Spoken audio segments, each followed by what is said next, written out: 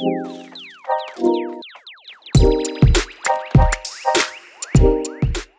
right, digging deeper listeners. Well, you're looking at this and you're saying, this looks a little different. There's people I don't recognize. There's a room I don't recognize. So I'm going to tell you this now.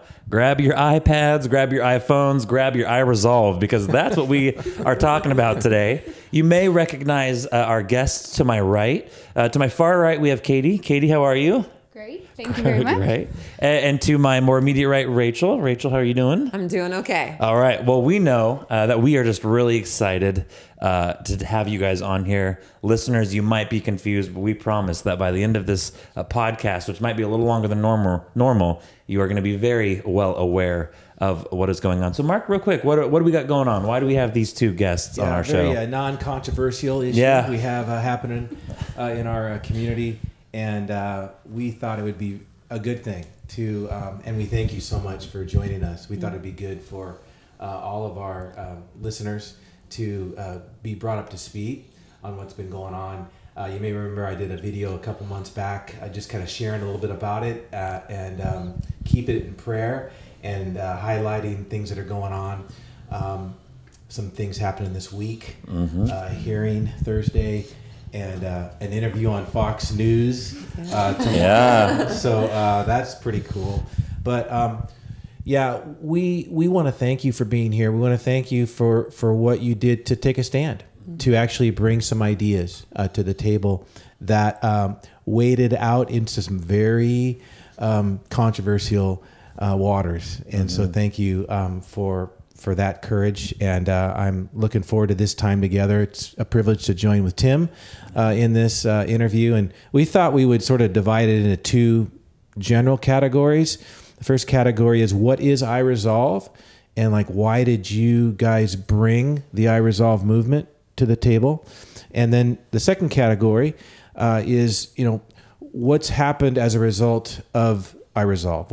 What's going on with you guys, and what's important for us to know? Yeah, and so listeners, as he just said, from my understanding, as local ripples and soon national ripples, I think there's three categories of people when it comes to the iResolve. There's people that have heard about it from second or third hand information and vehemently support you. There's people that have heard about it from second or third hand information and vehemently are against you.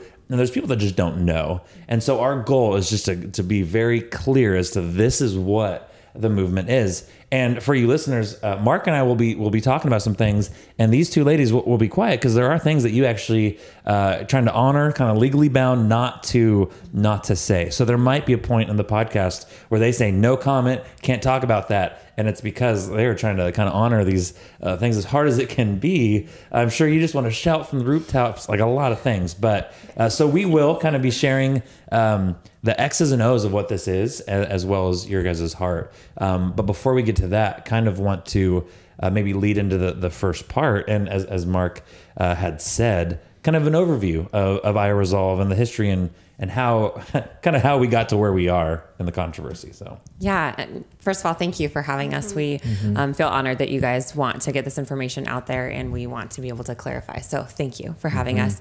And I'm going to speak a little bit about what has happened this year and where we've gotten to with iResolve. I do want to clarify for all of the listeners out there, everything we say today is our own opinion and not that of our districts. And so just making sure that that's really clear for everyone, and you know that. And Katie feels the same way. So yes.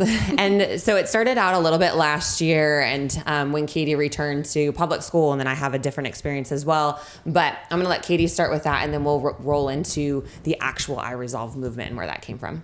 Okay. I had been out of public education for a number of years and teaching at a community college. And then I returned 2 years ago, and coming back just from conversation, so from reading things, from conversation with other fellow educators in other states, in other parts of Oregon, and then also from my own observations upon returning, I saw and read and heard the landscape had changed significantly in dealing with students who were questioning their gender identity. And there was very unclear policies and or procedures. And so I immediately started asking questions. when I was both hearing and observing multiple scenarios about, for example, common ones, either a female student wanting to transition to a male or a male student wanting to transition to a female with requests to change their legal name and pronouns. So multiple scenarios coming up, multiple conversations, multiple observations, and then seeking guidance on that and getting different answers. For example, in states that where there is school districts that they honor parents, and they honor parents by saying parents are required. We're going to get parent permission before we ever change a child's legal name, and we go by a preferred name that they want, or before we change their pronoun. And then other policies not honoring parents, not protecting parental rights, and keeping in a secret, changing a child's preferred name and pronouns without the parent's knowledge and or without the parent's permission. So sometime with the parent's knowledge, but against the parent's wishes, and so not having their consent to do so. And it, as a mom myself, that was really concerning. And so, but then as the educator that in the classroom having to implement, I asked a lot of questions and never had those answered. Then Rachel showed up. So that was a year before Rachel got there. She shows up as a brand new administrator, and it was a godsend. I felt like an angel was delivered at North Middle School, and she had become aware of concerns that I had expressed to a number of other leaders in the district, and we bonded over that. We did, yes. So yeah, I was new to this district this year, and came from a neighboring district and was brought in specifically for my skills in organization and procedure work and creating structure in a relatively chaotic world. And so that in asking questions and seeking what are our procedures, what are we doing, I was asked to do, I was also Canvas support for the district, and so was asked to change some names and some pronouns, and I was like, am I supposed to do this? Am I supposed to do this on Canvas? And this is like a legal avenue. Am I supposed to be doing these changes? And so also sought clarity. And so when I heard that Katie had some concerns, we had some initial conversations, but not a ton. And then a memorandum came out from our district that basically an admin memorandum that just said, like, here's what we've decided our procedures are going to be. And that memorandum doesn't go through board policy. It doesn't go through any vetting. It just was here it is. And I had some concerns from the memorandum, and then I knew that Katie had some concerns as well, or would have concerns with the content of that memorandum. And I was told I was not allowed to share it with staff members, and that I wasn't allowed to really discuss it at all beyond the administrators. And so I had concern with that. And so I set up a meeting with our HR and with our district and just said, hey, these are some concerns I have from an educator's point of view. Parents aren't required. Students can use whatever bathroom they want to. Have we thought this through? What is our community going to say? And was told that there was state guidance and some federal potential legislation coming as well that would dictate what our procedure would need to be. Well, it wasn't law yet, and so we were told that it has to change at the state and the federal level, and so that's what we talked about. And so came up with these resolutions that we feel are middle of the road, tolerant, reasonable, loving, respectful to all. And I brought them to Katie after an initial conversation, knowing that she had some concerns. And then that's kind of how it all started, and saying, hey, these resolutions we feel are, like we said, they're tolerant, they're middle of the road. We feel like they respect everyone. They protect people's freedom of speech. And so we started discussing those, brought them back to the district and said, hey, what do you think about these? Do you think that these could be something that we could look at for our own board policy, but then also across the state, because there's legislation coming down that would restrict freedom of speech for a lot of educators. Do you feel like this is something that could be changed across the state? And told them that we are putting it out on the website, out on a video, and we're told, oh, these are creative solutions. We could potentially look at this as a team. We could potentially look at this for a board policy. Let's look into it. and then the rest is history. And I think we'll go into that a little bit more as well. So wow. Okay. So you had concern about what was coming down, and it was very unclear, and it was also very one-sided. And so because of that, you have brought forth through the I Resolve movement, which you can read if you haven't yet. iresolvemovement.com is where the 5 bullet points of the resolution are. That you're saying, hey, these are some ideas. These are some proposals. We know that you're not able to speak to the actual bullet points. Yeah. Right. Yeah, we are restricted right now because after a couple of weeks of being on leave, the board passed a revision to one of our board policies that basically states that so any political and civil issue is any issue that has more than one reasonable interpretation and on which reasonable persons may disagree. And you're not allowed to talk about that. And then you're not allowed on campus or as a employee to talk about any controversial issue at all. So we're restricted from, since we've been deemed controversial now, after the fact, we are not allowed to talk about the actual resolutions. But I do want to emphasize, I think something that you said as well, the fact that we brought forward ideas, and that's all they are. They were meant to be a conversation starter. They were meant to be a, hey, can we discuss this? Can we come up with different solutions that aren't so one-sided and aren't restricting people's freedom of speech? Yeah. On a conversation starter, it was for sure. Unfortunately, a lot of conversations that don't involve you, and that's kind of where I want to go next. And these misperceptions that have been, and yeah, for you listeners, we are going to kind of lay out those bullet points here in a minute.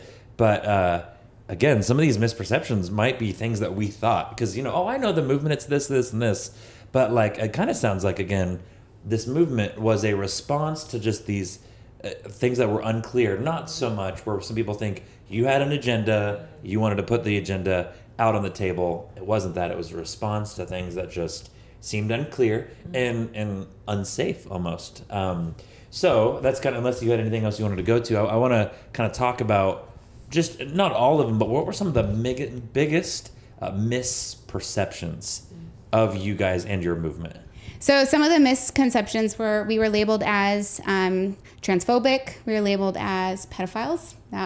We were labeled as one of the ones that stands out immediately was that the guilt and shaming that the blood of children was on our hands for the children who were going to commit suicide because of knowing a teacher put that video out.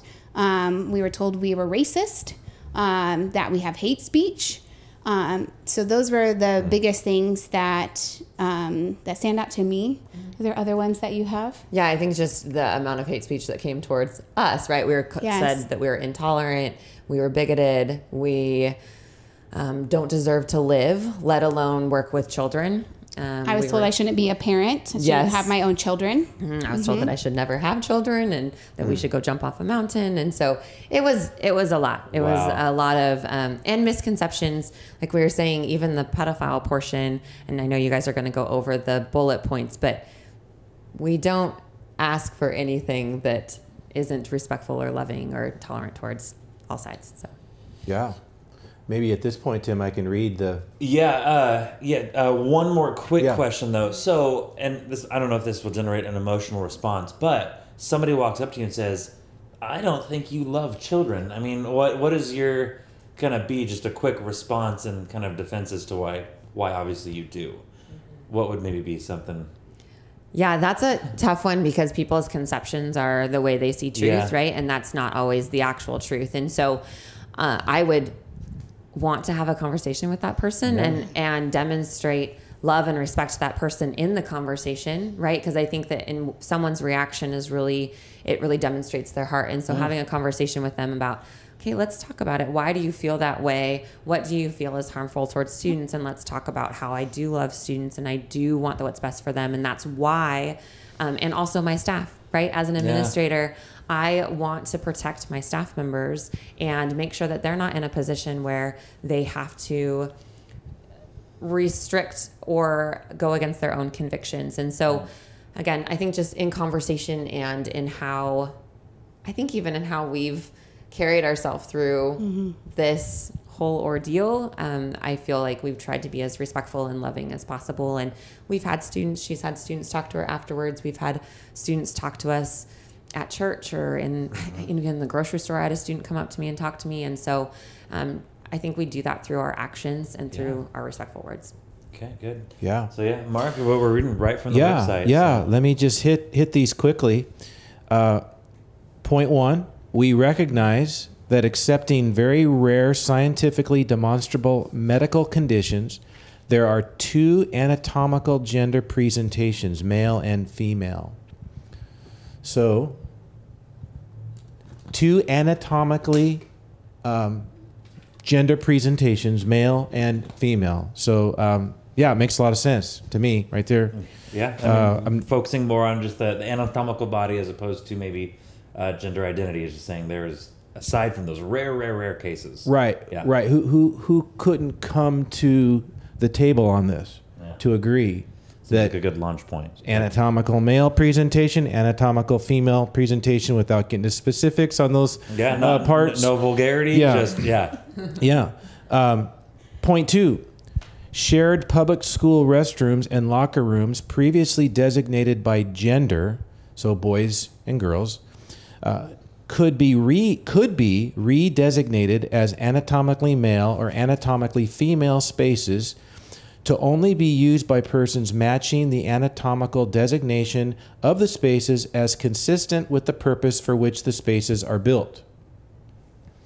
So again, I don't think this is crazy, that there would be wisdom, and I'm going to say love in this. I know you guys can't talk about it, but very loving to have these spaces where it's a much safer space for boys and girls.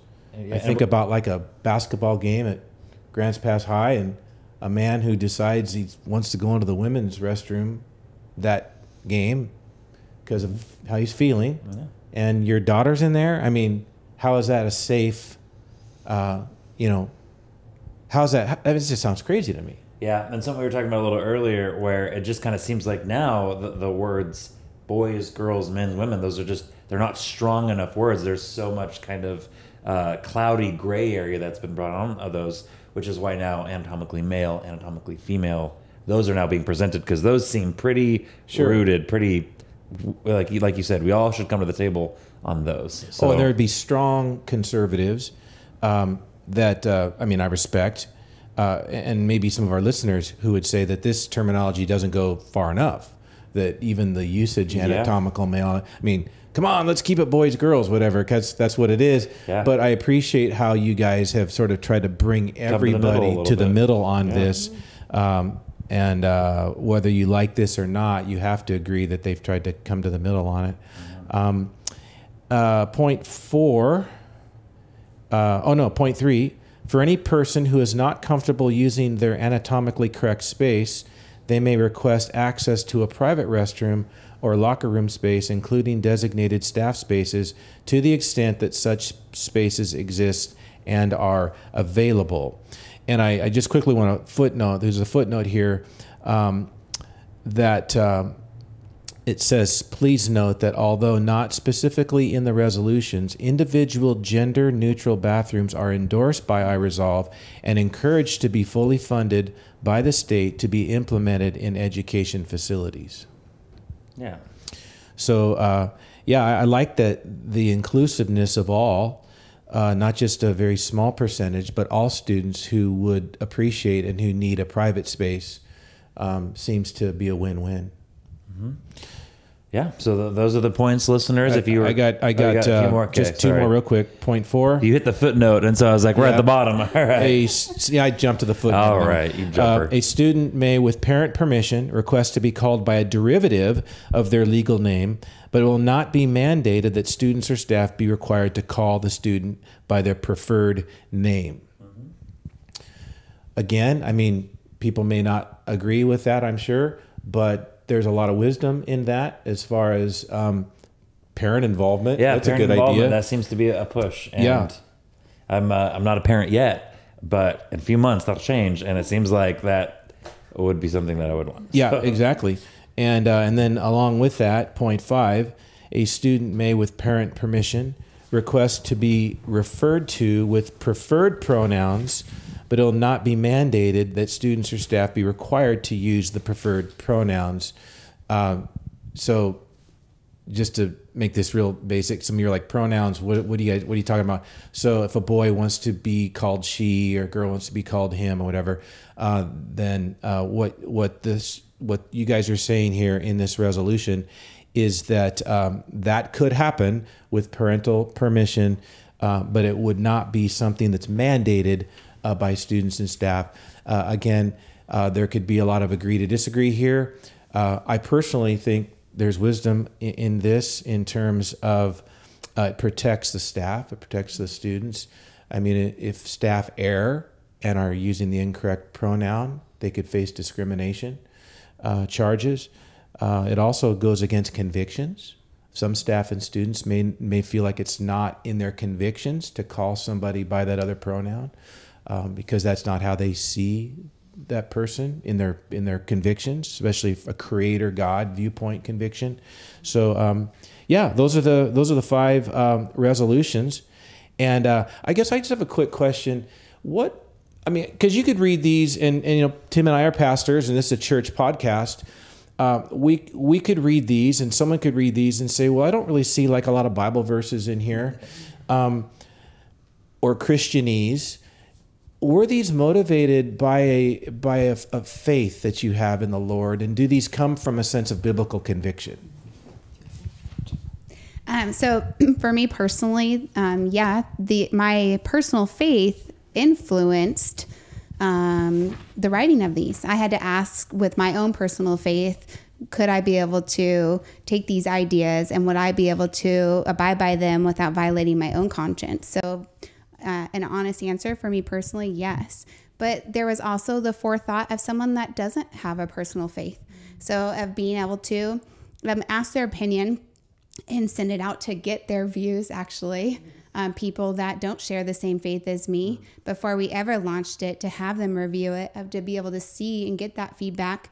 Do they think that it's something that they agreed with that wouldn't violate their conscience, even though for them it wasn't a matter of personal faith?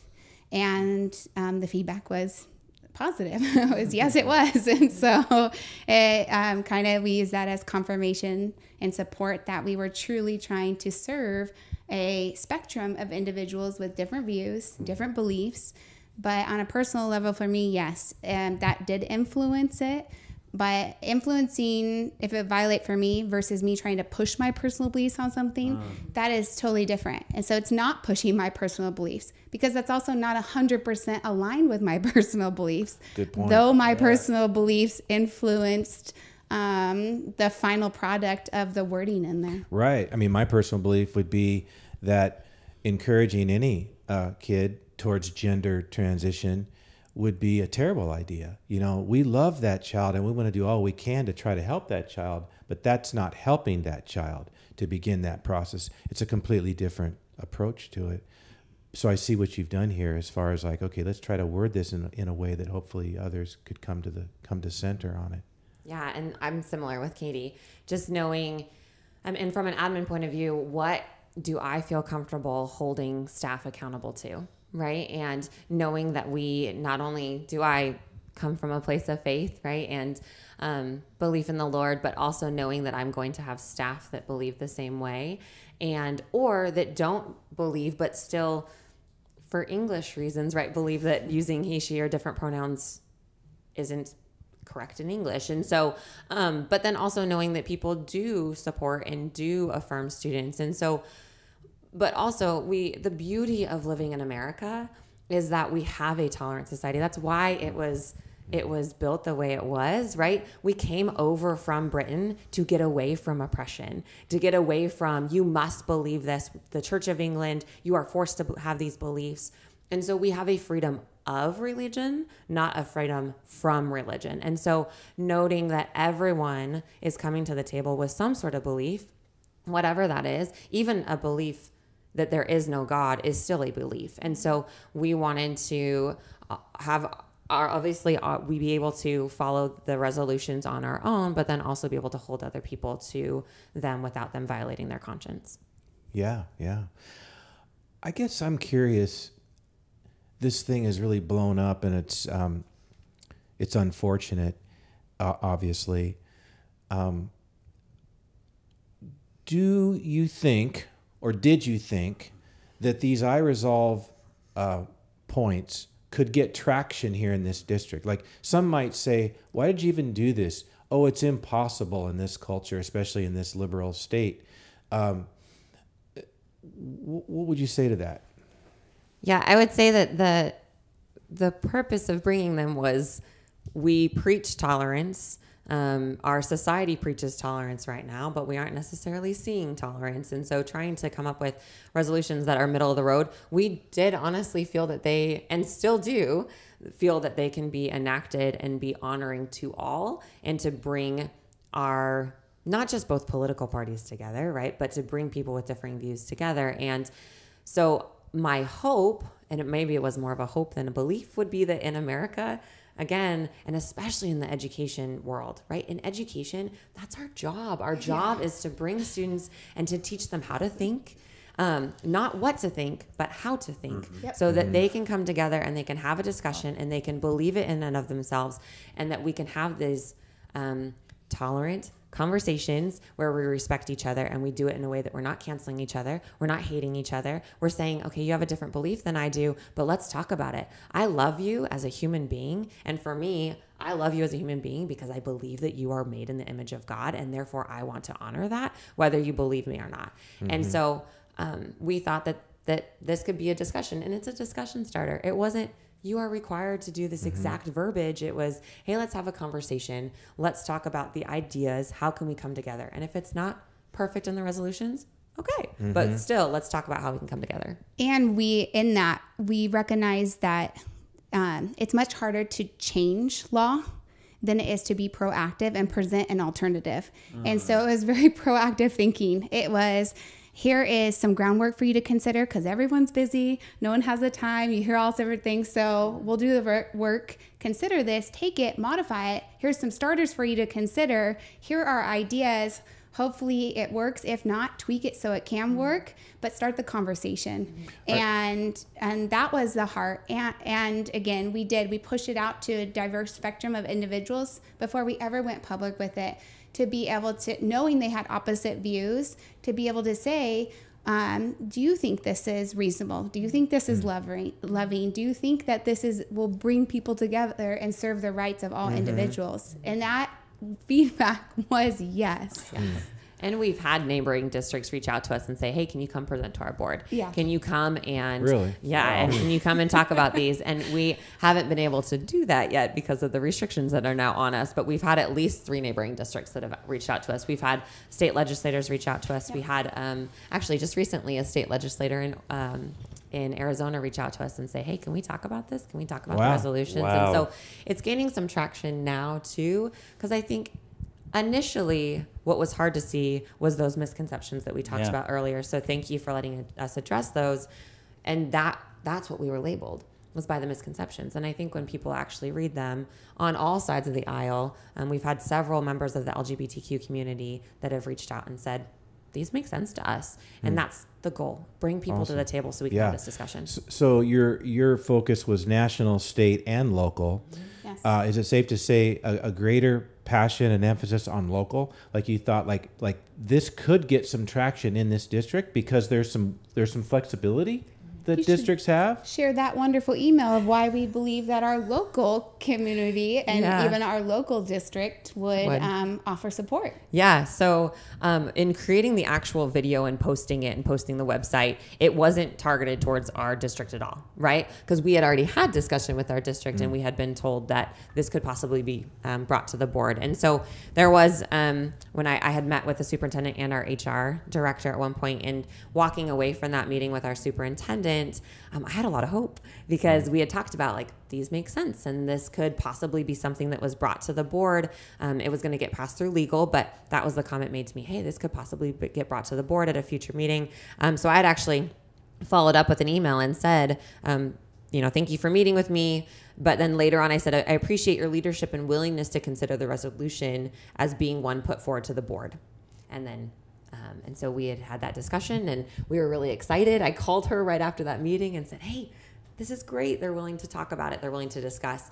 And then we made the video for the state and federal level, because those are different issues. Because if they come down from the state and the federal level with the legislation passed that is on the table, we don't have that option anymore, right? We're no longer proactive. It's, you are required to do this. It must be this policy. So I think that the conversations we were having individually, yes, we're absolutely at the district and the local level, but the actual video and the iResolve movement was more for the state and the federal, saying, hey guys, let's talk about this at a bigger level. Okay, gotcha. Good, yeah.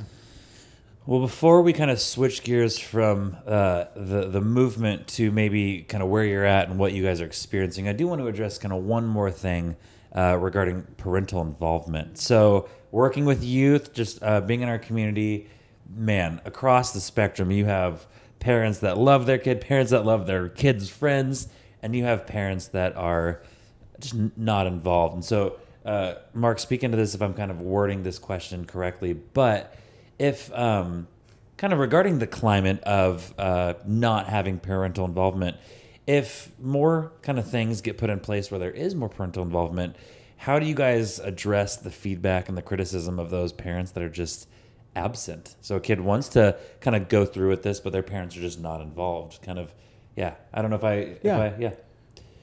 So I have actually had this question, but by administration and in my investigation of, I believe first we have to assume good of parents, that we need to make the assumption that they want to be involved. I think in my observations, we are erring on the side of assuming that homes are bad, that parents are disengaged, that they're, for whatever those reasons are, either because it's a dysfunctional home or because they're too busy. There's a number of reasons that I've heard. But the big concern I've heard, and if I listen and hear the opposition to us, is I've heard them say, well, you're putting a student who wants to transition in harm's way if you out them, this is usually the wording, out them to their parents. And what I say is, so I grew up in an unsafe home. Before the age 13, so that puts me a 7th grader, I had numerous DHS calls on my life, or against my mom for the observations and unsafe things that were occurring. And in my opinion, if you're raised in a truly unsafe home, you're already taught to keep secrets, to protect your family, to not share that. And I believe, and this is what was modeled to me, and I'm so thankful, by a counselor and a teacher at a middle school that I ended up at.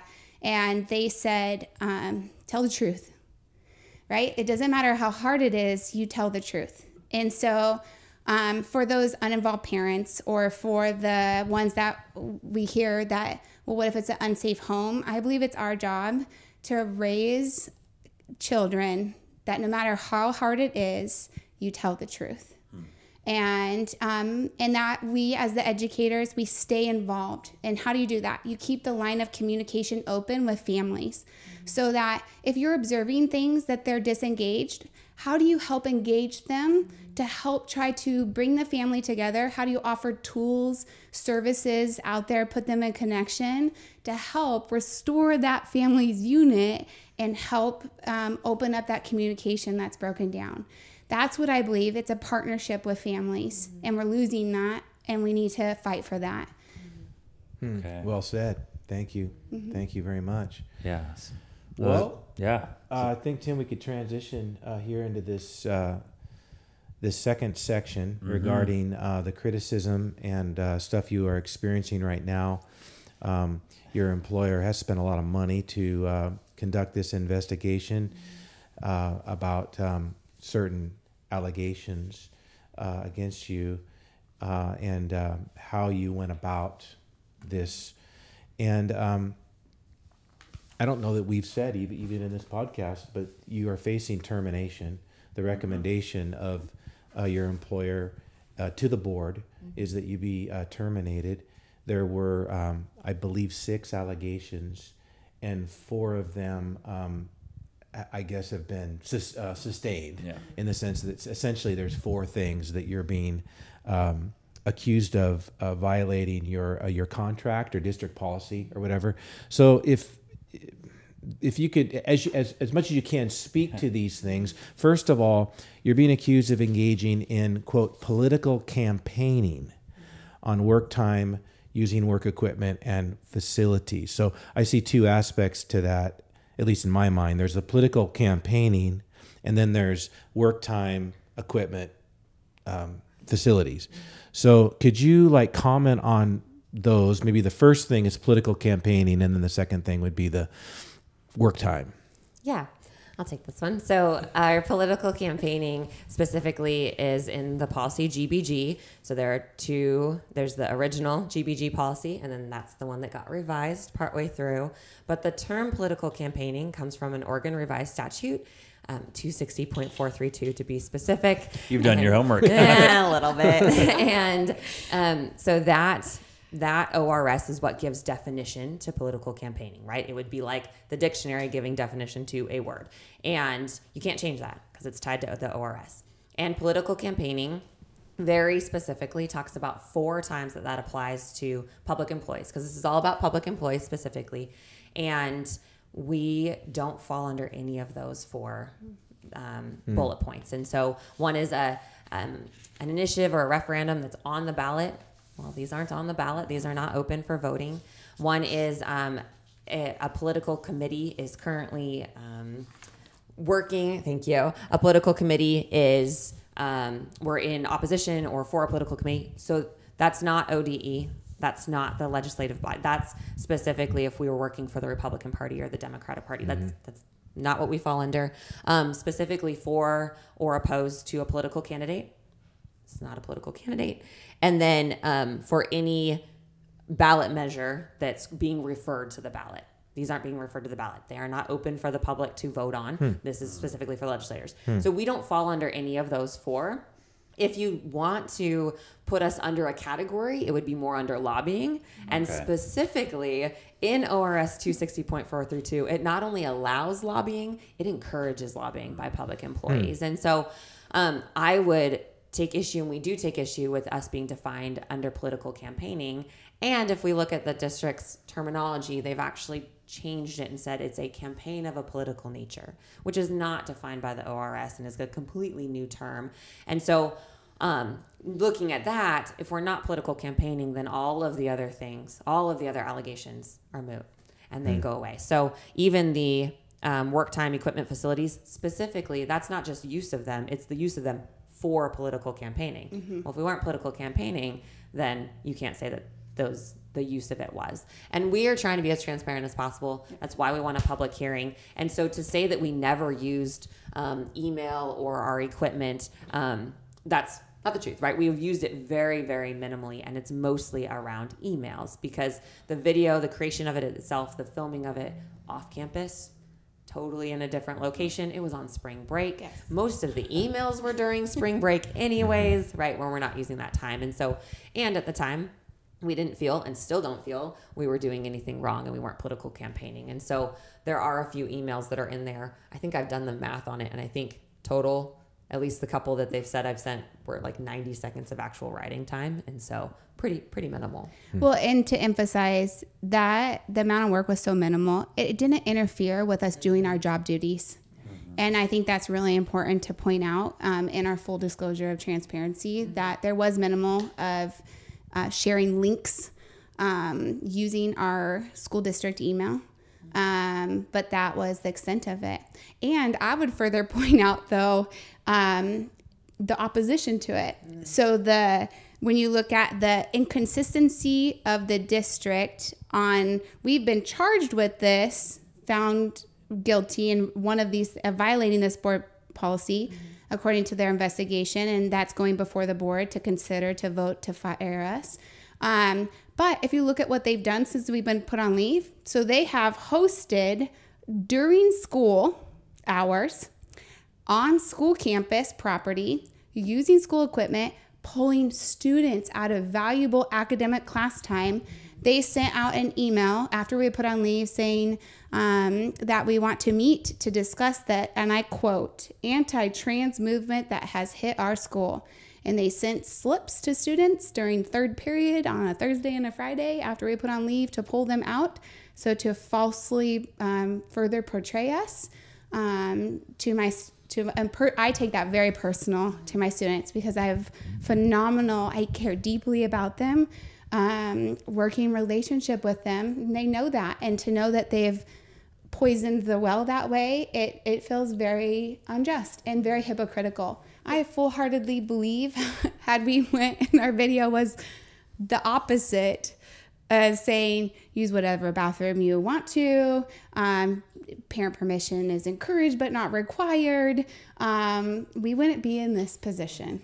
Yeah, and we feel that, again, part of the resolutions are to protect people's freedom of speech, and it's also why we have the lawsuit, right, is to protect it. So with these other things that are happening, if there was consistency across the board and everyone was getting in trouble, or if there was consistency and no one was getting in trouble for these uses, then that would be more consistent under freedom of speech or under the policies. So it's the inconsistency that we're concerned about, because that's a misapplication of freedom of speech, and so it's no longer freedom of speech. So. On that note, though, I would say even for people who feel offended, or maybe you disagree for whatever the reason is that it stirs in you, that you disagree with what we proposed, where we unite is the protection of our freedom of speech. They want to be able to say, I'm offended and I disagree, and here's my beliefs. We equally want that right.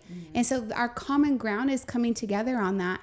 And as that GBG policy that has muted us and that we are now being accused of violating, we all should be, as educators, as students, as parents, as volunteers in our community, very alarmed and unite on that together, even if we disagree on what we shared for our ideas for iResolve.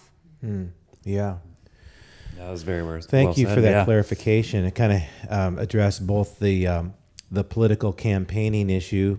It sounds like that definition changed after the fact, and then the work time equipment. Well, it's tough because, you want to be transparent and you want to say, okay, I did this, but that's not the end of the sentence. It's attached to something else. So you're like, all right, I did this, but I didn't do that. So I didn't do this. And so people want to call you liars, and you're just saying, no, yeah, that's very frustrating. Please don't just clip that out and take that and post it all over social media. We are not a GIF. We are not a... Please don't do that. You're also being accused of not properly distancing yourself from District 7 in your views. That was one of the allegations.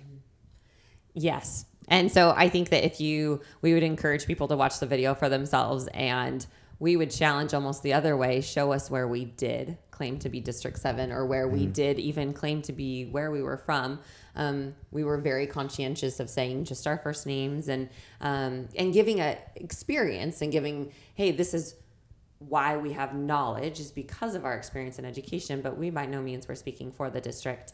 And the only reason why people knew is because we were outed by others. Yeah. It would be like, Pastor Mark, if you did a video, you posted teaching, but you just said, my name's Mark and I'm a pastor in Southern Oregon. This is my experience of sharing the word of God. And so you do this broad introduction, but someone else comes and they say, Tim sees you. He sees that YouTube video and he says, that's Mark Goins. He comes, brings it in to the congregation. And then he says, this is Mark. Takes offense. Maybe you say something that offends him, blows it up. I'm actually writing notes. This is a really good idea. That I don't like the 49ers or something like that. Yeah. But yes, it finds controversy with something because he's offended. But now you're held responsible because he identified you, brought it in, and then made a disruption because he was offended. But you're held responsible for the actions of what others do. But actually, our law, I believe, will protect us against that. Yes, and I know it might be something that we address as well with the substantial disruption. So that was my next question. Go right into it. And so because the allegation is that there was a disruption of a substantial nature that you violated district policy.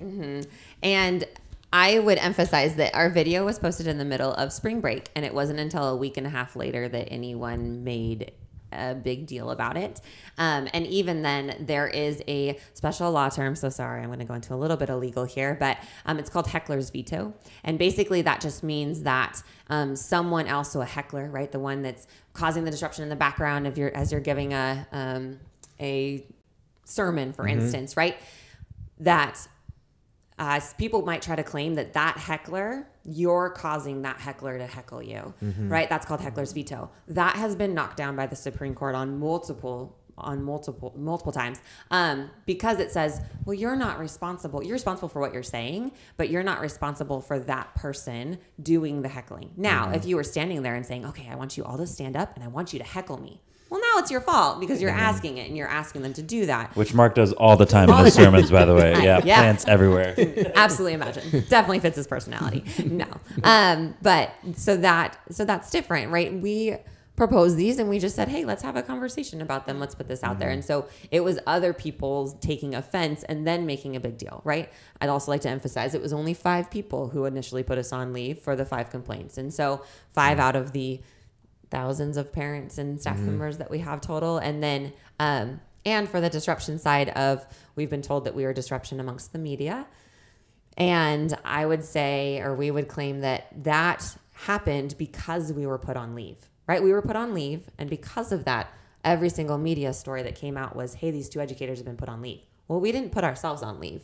And so the story came from a decision that we believe the district made, and that's what caused a disruption. It was a headline for sure. It was, I have that there where it says, D7 family, I'm writing today to address reports of a movement circulating on social media that is in direct conflict with the values of Grants Pass School District.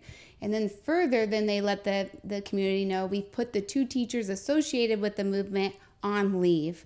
And so that caused the disruption. That was posted all over social media, along with our pictures, along with our contact, and we can timestamp all of the hate email that came in with all the accusations of what we aren't. When it claims there that we're in direct conflict with values of the district. And that was an email that came from the superintendent's office. To the community. Yep. And at the end, it even requests, if you have any concerns, please reach out. So that would be a request, we believe, for disruption.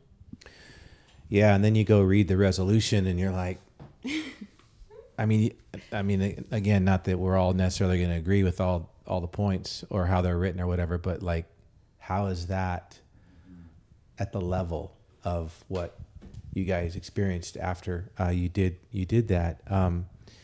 But thank you for reading it, because I can't tell you enough how many people that I've heard that they haven't watched the video themselves. They haven't actually read what the policies are. They read a clip from the newspaper or on social media that said these 2 teachers are anti-trans. And then that was the thought process that continued, instead of further looking into what is the actual story. Is this true? What is my opinion on this when I go looking and gathering the facts for myself? And so I appreciate hearing when you go to read what your opinion is. And that's probably our biggest goal with this video, is to the listeners. Maybe you agree, maybe they're allowed to disagree with you, but they need to disagree with what is actually being said, and not, again, because we've all played the game telephone before, where somebody reads it, they tell person A, person B, person C, and all of a sudden, I think you guys are starting a small militia to eradicate anybody that doesn't believe you. And so it's like, that's why we are wanting, like, from the horse's mouth, so to speak, and then form your opinion on that. And the website reference, what you guys are saying, we're being really clear in that. So. Yeah, which we really appreciate. And I would also emphasize, this isn't us against them or these guys against these guys, and because we have had conversation on both sides, right? People who agree with us and people who disagree. That's great. It's been good conversation. We've had people that have done research and have asked us questions. Well, what about this? What do you think about this? Have you considered this? Oh no, let's talk about that. Let's look at this research. And it's been great. We've also had opposition from both sides. So people who don't think we're doing enough have also been upset with us, and sometimes not kindly, like, you need to do more, this isn't enough. But then also, you're restricting kids too much, right? So we've had the gamut, and what we really appreciate, especially as educators, is the conversation. Can we have this conversation? Can we do this in a tolerant, loving, reasonable way. And so we appreciate the fact that you're letting us have that conversation. Yeah, I appreciate that. And I want to reiterate that this is not like we're ganging up against the district or we're playing judge and jury. I mean, we just want people to grow in all this and learn.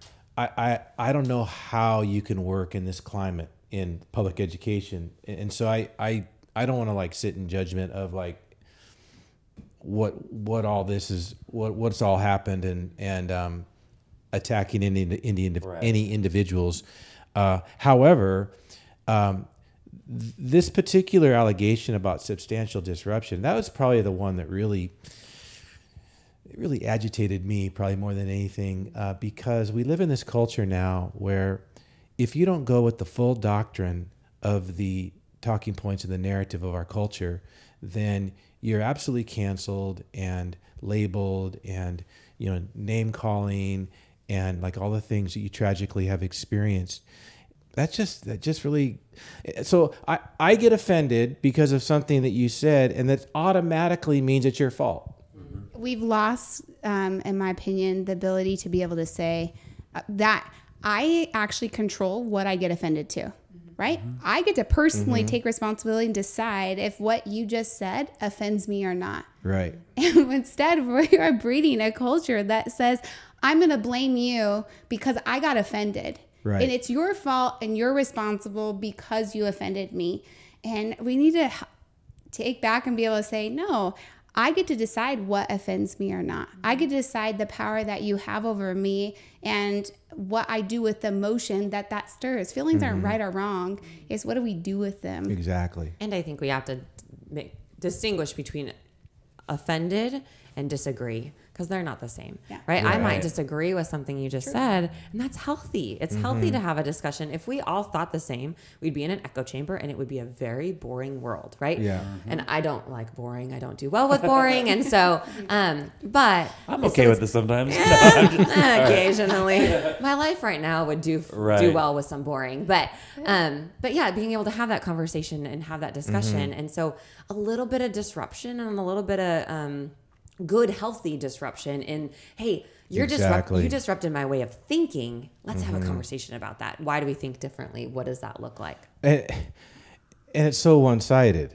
right? I mean, it's the offense is only going to go like one way because it's not in agreement with the doctrine and the narrative of our day. And so I agree. This is going to be, if something like this isn't changed, it's just going to be a slippery slope into all kinds of substantial disruption. That was a disruption, but you made me mad, and so therefore you're wrong. And I am encouraged, though, even through all like the darkness that's happening, of these conversations that you're having. I still think, Mark, one of my I forget the exact time, one of my favorite messages you ever gave, I think, was on this idea of being civil with each other, maybe during our Broken series, and like civil disagreements, sitting across from the table. Hey, we have very little in common, except we're coming to the table to respect each other. Yes. And like that just opens up a world of just relationship and communication. So I'm encouraged that those are happening. The conversations you wanted, unfortunately, you wanted them on the front side of all of this. So it's cool that those are happening. And yeah, I mean, if you disagree with them, reach out and have one of those conversations. Don't put it on your Instagram. Anyways. I asked to have the conversation. I asked why weren't we ever given the opportunity to talk with the people who filed a complaint, who were offended? Because I believe that had we been put in a room together with a neutral party to mediate it, I care about their perspective. I want to understand why were they offended? What ideas do they have to help better those ideas that we shared? Like that's their heart was to have an open dialogue on that. And that was never, the opportunity was never provided. And we were asked that several times. And I think you asked it earlier too about, how would you respond when someone says I'm offended or I don't like what you said? And every time, at least my responses in those interviews and Katie's as well, it was, well, can we sit down and talk about it? Like, that would be great if we could just not throw accusations at each other. Can we just sit down and have a conversation? Because there's a lot of power in that. And I know this is obviously a church podcast and us coming from our beliefs as well, but that gets to the heart of when you look at how Christ lived his life, he had conversation, right? He went and grabbed those that were on the fringe and said, let's talk. I love you. I love you because you were made in my image and my Father's image. And let's have a conversation about why either what you're doing is wrong, or let's just have a conversation about why I love you. And it's because you are human, and everyone has a right and everyone has dignity because they were created in God's image, and they are human, and we need to be able to respect that. Yeah. So since you guys have said that it was partly because of your convictions and your faith that you've brought this forward, do you feel like this is a form of like persecution or suffering for your biblical convictions? I think so. I think that you see it's the courage to stand up, and that's not happening across the board. And so I think that's where our strength comes from too, not just the persecution, but the strength to, not to be punny, but to be resolved in this, right? Like that is why we called it I Resolve. Like I will stand strong in this. And a lot of it is coming from our faith and the strength in that, and saying, no, we believe we're doing work that is furthering God's kingdom. And the people who are lashing out in hate or aren't listening are often coming from a place of hurt, whether they agree or disagree. To have that much hate thrown at us is usually from a place of hurt. And that's why we want to demonstrate God's love and say, we love you anyways. Let's have a conversation. So, So even though you can't really take chapter and verse and apply to every single point of the resolution, you're saying that they come from a conviction of a Christian biblical worldview. And because of that, you feel like the hostility, the pushback that you're getting is a result of, I don't want to put words in your mouth, but as a result of just our culture not liking that, not wanting that, not wanting any challenge to the narrative of today. Yes. And I, not to quote more books and all of that, but C.S. Lewis is one of my favorite authors, right? And his Screw Tape Letters, love that book. Not to plug that, if listeners want to read a good book, it's really short. But it's funny. We normally have like a resources page at the end of our podcast. So here it is. Screw Tape Letters. Screw Tape Letters. My poor home group right now is probably like, yes, she talks about that all the time. And so, but what I appreciate about it is it shows how oftentimes the devil works in little increments, right? He very rarely makes 90-degree turns, and he very rarely will make this full, very obvious turn. And so I think that there's been these times in our society where things have just started to be taken back degree by degree. And if you try to even take back 1 degree, right? 1 degree for the kingdom or 1 degree for just respecting and loving others, then that gets vehemently attacked. And so I think that's what's happening right now. It's not that we're completely trying to take back the full narrative, because again, we've even said that the resolutions don't necessarily fully envelop our full beliefs, but it is a way to have a conversation so that we can stay more middle of the road at least. And so the attacks that we're getting are because we feel it's like there's this, oh no, the light is coming, because where there is light, there is no darkness. There can't be, right? They can't coexist. And so if there's just a little bit of light, that gets attacked and it tries to get snuffed out. Gotcha. So your employer is requesting that you be terminated, and that's going to the board on Thursday. And do you expect them to make a decision on Thursday? Yes. Okay. And, it's interesting because, and again, it's part of this is just my own opinion and speculation, but to be terminated for what you've done, to me is just as a citizen, as a knucklehead even, especially, I'm just like, man, that's tragic. Like that's happening in our town. You know what I mean? So kind of maybe moving to this, listeners, if they're just getting fired up for you guys, support this board hearing. Is it a public event? Can people attend and support? Will that do anything? I don't know if you're allowed to speak to that, but I can give you the facts of what's happening without encouraging anyone to come and disrupt. So, which we would never do. But the board hearing, they're happening on Thursday. They're at the Grants Pass High School library. It got moved there because the COVID restrictions got lifted. And so now people can be there in person. We just actually got an email that said that the doors open at 2:30. the public can come. My hearing is at 3:00. Her hearing is at 5 p.m. They're in the same location. People can be there. There are no signs allowed, so no one's allowed to bring signs. Inside the library. Inside the library, Okay. yes. And then it'll also be on Zoom. So the Zoom link will be there, and they can watch on Zoom. And Fire marshal will also be there to regulate the occupancy for the library. yeah, to make sure that we don't go over occupancy. And if they do choose to support, there are a couple of ways that they could, if they're on Zoom. We've heard from the community some ideas around, like if they get on and then they change their name to their name and then I resolve, or taxpayer, or freedom of speech, or they change that in their name. So there's just this visual that there's the support there. We won't see it, but people streaming will. There's no public comment allowed. Okay. However, the board members are elected by the Grants Pass community, and you are always allowed to contact your board members for whatever reason. And so that their emails are on the district website, and you always can email them. If people do choose to email, we would say, if you are a Grants Pass taxpayer, to sign it off as Grants Pass taxpayer, just because it is our community and it is our parents and it's our families. And so we would encourage the board to listen to our taxpayers and not necessarily give as much voice and credence to those from outside of our community. So With it being online, we have a heavy attendance. Most of our opposition is not from our area. They are from other areas that come and attend remotely.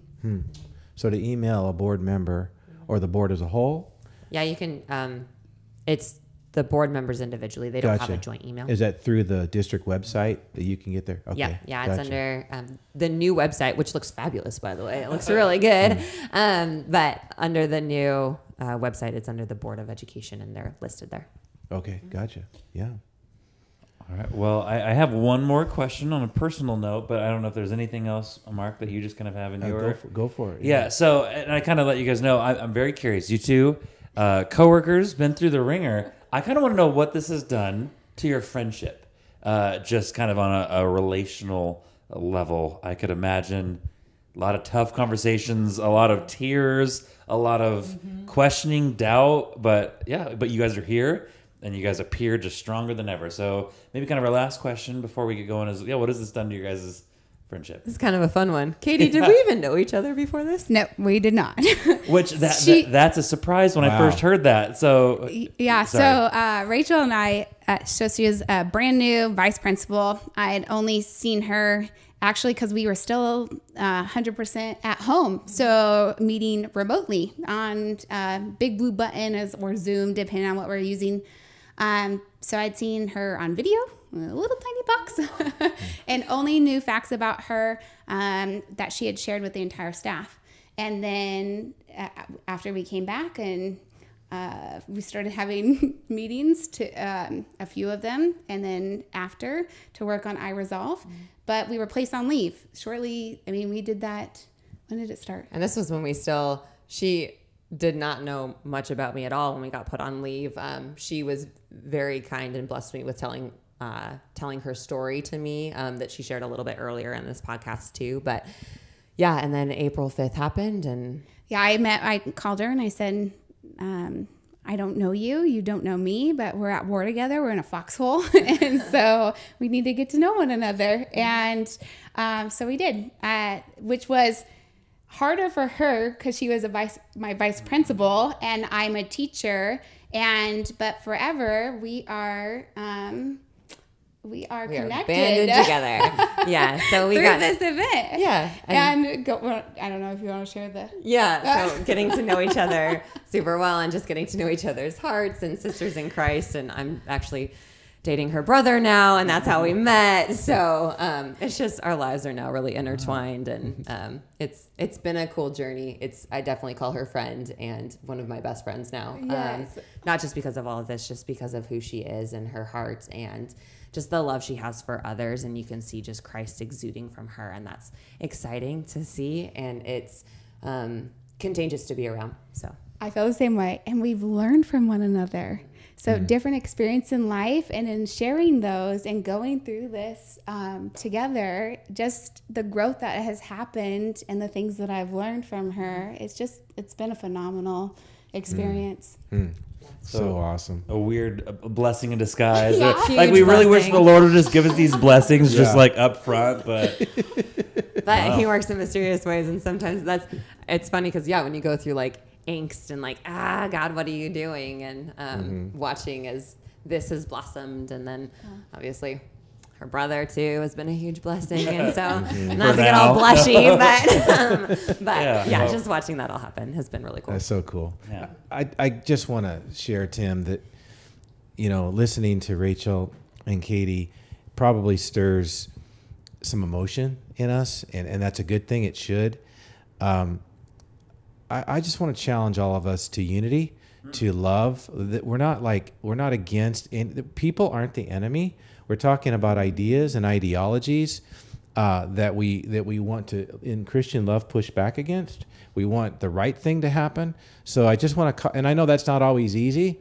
I just want to caution all of our listeners to not make this about fighting and anger and that kind of thing. I mean, do what the Lord leads you to do. And there's a lot that we can do to help you and support you and stand with you.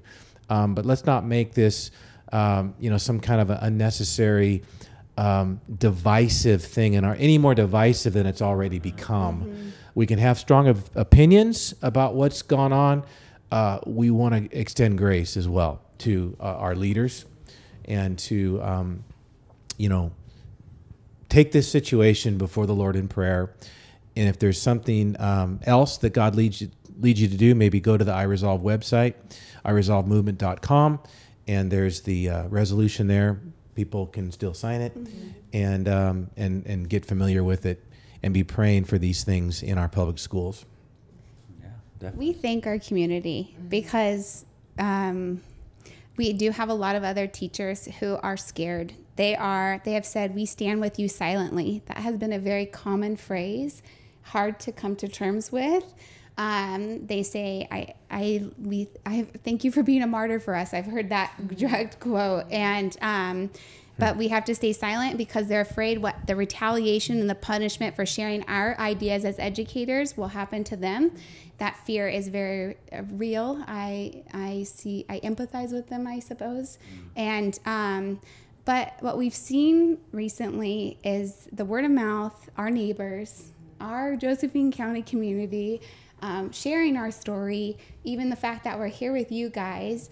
And so I just wanted to say thank you. Thank you for, whether you agree with everything or not, but so many of you in our community have voiced your opinion, found common ground for whatever multitude of reasons to be able to stand with us. And so thank you. Thank you. Yeah. You're welcome. No, thank you guys for being vulnerable and open. I think if I was in your position, nope, I'm staying inside. I don't want to create any other, but I just appreciate you guys being just open with us and willing to do this. So, and we pray for the Lord's will to be done Thursday. We know He's ultimately sovereign and in charge, and He can use anybody to accomplish, His overall plan. So, ladies, thank you. Listeners, thank you for being with us. Mark, as always, Tim. A joy. And we will be praying for you guys. And listeners, we'll see you guys next week. Thank you. Thank you.